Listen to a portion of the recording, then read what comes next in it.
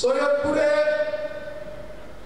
বৈষম্য বিরোধী ছাত্র সমাজের ব্যানারে যদি কোনো রকমের দখলবাজি, ভাঙচুর অথবা কোনো রকমের লুটতরাজ হয়, আপনারা আমাদেরকে জানাবেন।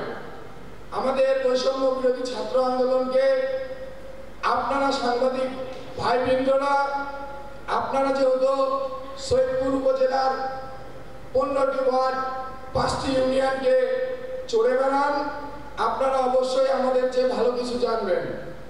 এই জন্যই আপনাদের কাছে আমি রিকোয়েস্ট করব, আপনারা একটু দেখবেন বৈষম্য বিরোধী ছাত্র আন্দোলনের ব্যানারে যেন কেউ কোনো রকমের দখলবাজি করে এখানে অবস্থান করছে বা আছে, আপনারা অবশ্যই বিষয়টি আমাদেরকে অবগত করবেন।